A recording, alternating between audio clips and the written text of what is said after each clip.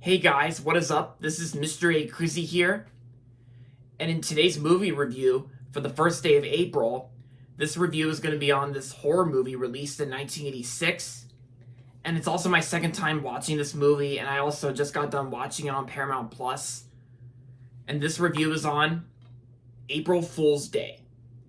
April Fool's Day was released in 1986, and of course, this comes to us from the producer of Friday the 13th Part 3. And so, in this terrifying horror film, when Muffy St. John invites her college friends for a weekend at her parents' secluded island mansion, that they're all ready to party, but the joke is on them. When one by one the guest list is slashed and people start vanishing. Someone's either playing a vicious April Fool's prank or there's a real killer on the loose. Either way, these teens are racing the clock, dodging a potential maniac and dying to get off the island alive. And the runtime is 88 minutes, and the movie's rated R. So, yeah. I first watched this movie on demand last year in 2024, and I just got done watching it on Paramount Plus for the second time. Yeah, it's my second time watching it on Paramount Plus, and I think after watching this movie for the second time, I think it's still a pretty good movie from 1986. I think it's still a good horror movie from the 80s. And sure, it does have that little cheesy campy flick of those cheesy campy vibes of horror slashers. Since this movie's mainly focused on April Fools and the main teens are trying to figure out whether it's an April Fool's prank or there's a real killer on the loose. Yeah. And I thought the blood, gore, and kills in this film they were kind of cheesy for the most part for the 80s, but that's what makes this a campy good horror movie from 1986 where it doesn't really rely on horror elements or the slashers. It's more like sometimes there is comedy blended into it, but it's not really meant to be funny because sometimes comedies are not really meant to be funny like black comedies. Because whenever I think of comedy films like this, then it's most likely like a dark comedy film. Yeah, because this movie's very dark, of course, in some ways, and yeah, and I know this movie got mixed reviews from critics, and some people gave this film 3 stars out of 5, but my rating's a little bit higher than that. Because I still think April Fool's Day is still a pretty good movie from 1986. I still enjoy it after watching it for the second time.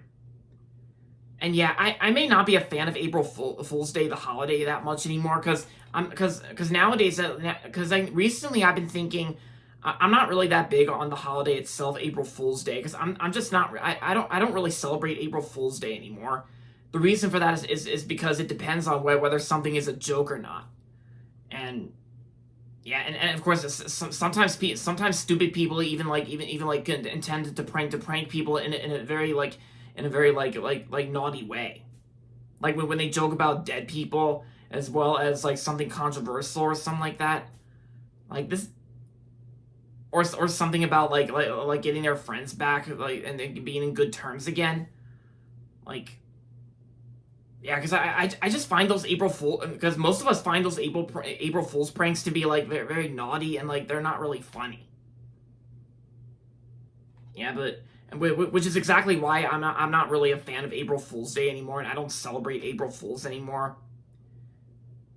And of course, I think for the most part it's best to stop making prank videos on YouTube for April Fool's Day. That's just me, of course. Yeah, and of course, like I said, sometimes the situation happens. Sometimes and most of the time it depends on whether it's fake or a joke. Sometimes most of the time it depends on whether it's a joke or not. Yeah, which is exactly why that I explain everything on why I think April Fool's Day is not really for me anymore. But you guys understand what I mean. But all that aside, I still think the movie itself, April Fool's Day, I think the movie itself is still a good movie. Don't get me wrong; it's still a good horror movie in my opinion. And of course, like I said, I still like it after watching it for the second time on Paramount Plus. And I gotta say, the performances, on the other hand, like I don't know any, I'm not really familiar with any of the cast that were in this film, but I gotta say the acting performances were very good too. Because I always have a thing with acting performances, like they're mostly good most of the time. But yeah, all the people that did a good job in this film, but for at the time, for like when they were in their teens, like in their like teen ages, but I mean to say that.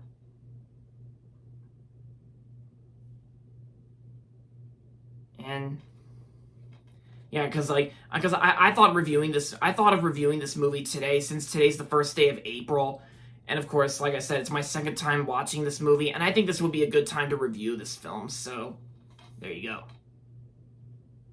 And of course, after watching the movie for the first time last year, I got this DVD like last year as well. So there you go. So overall, April Fool's Day is a good movie, and I'm gonna give April Fool's Day 3.5 out of 5 stars. If you like horror movies and if you're interested in checking out this movie, then I say it's a good watch for April Fool's Day. Like even if you don't like April Fool's Day, then I say this is a good movie to check out. And there you have it, guys. That's my review on April Fool's Day. And that's going to be it for this video, so make sure to give this video a thumbs up and subscribe to my channel if you haven't yet.